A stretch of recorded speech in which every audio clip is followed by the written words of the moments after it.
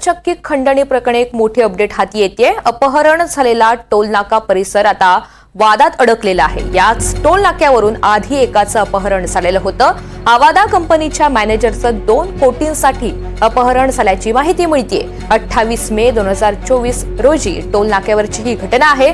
रमेश घुले नावाच्या आरोपीनं गावठी कट्ट्याचा धाक दाखवून हे अपहरण केलेलं होतं, पण त्यावेळी पोलिसांची गाडी आल्यानंतर अधिकाऱ्यांची सुटका झाली होती। अन्यथा त्याच वेळी देखील संतोष देशमुख हत्या प्रकरणासारखा प्रकार घडण्याची भीती ही वर्तवण्यात आलेली होती। पुन्हा एकदा मोहसिन शेख यांच्याकडे जाऊयात। मोहसिन, हा पूर्ण प्रकार काय आहे, तेव्हा नेमकं काय घडलेलं होतं, त्या संदर्भात पुढे काय कारवाई झाली?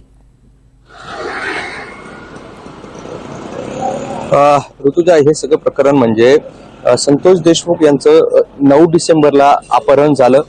मस्साजोग पासून जवळ अंतर असलेल्या टोल नाक्यावरून हे अपहरण झालं होतं। आता ज्या ठिकाणी संतोष देशमुख यांचं अपहरण करण्यात आलं होतं त्याच ठिकाणी 28 मे रोजी शिंदे नावाचे अधिकारी आहे पवन चक्कीचे, त्यांचं देखील अपहरण झालं होतं। त्यांना देखील 2 कोटीची जी आहे तर खंडणी मागण्यात आली होती। त्यांना एका हॉटेलमध्ये शेटर लावून जे आहे तर डांबून ठेवण्यात आलं होतं। त्याच वेळी दुसऱ्या एका अधिकाऱ्याला जे आहे तर खंडणी मागण्यात आली होती आणि हे सगळं प्रकरण त्यावेळेस घडलं। त्यावेळेस सुदैवाने तिथे पोलीस पोहोचले आणि या सगळ्या अधिकाऱ्यांची त्यांनी सुटका केली होती आणि त्यावेळेस देखील खंडणीचा गुन्हा दाखल झाला होता। धक्कादायक म्हणजे त्यावेळेस जर पोलीस तिथे पोहोचले नसते तर त्यावेळेस देखील संतोष देशमुख हत्या प्रकरणासारखं प्रकरण घडण्याची भीती होती। कारण ज्या पद्धतीने संतोष देशमुख यांचं अपहरण करण्यात आलं, खंडणीला त्यांनी विरोध केला होता, खंडणी प्रकरणातून ते सगळं त्यांचं अपहरण झालं, तोच प्रकार 28 मेला देखील घडल्याचा भीती जी आहे तर व्यक्त केली जात आहे। कारण की त्यावेळेस देखील खंडणीसाठीच या सगळ्या जे आहे तर घुले नावाचं, आपण जर ही माहिती जर बघितली तर त्यात हा व्यक्ती आहे, घुले नावाचा हा व्यक्ती आहे आणि त्याने गावठी कट्टा जो आहे तर शिंदे यांना लावला होता आणि 2 कोटी रुपयाची त्याने मागणी केली होती। रमेश घुले असं त्याचं नाव आहे।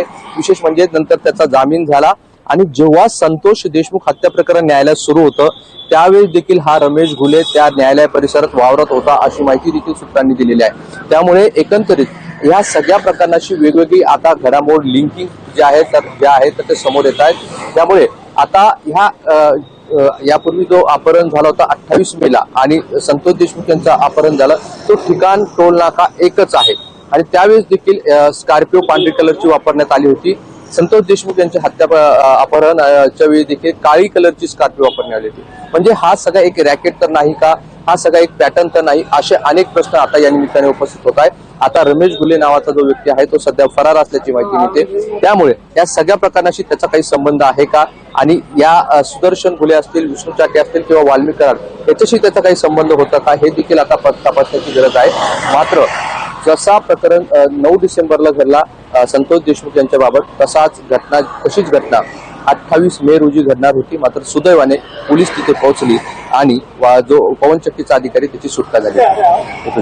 निश्चित, आणि त्याचमुळे या संपूर्ण खंडणी प्रकरणामध्ये हे अपहरणाचं प्रकरण सुद्धा तितकंच महत्त्वाचं ठरतं असं म्हणावं लागेल। मोहसिन, धन्यवाद सविस्तर माहितीसाठी।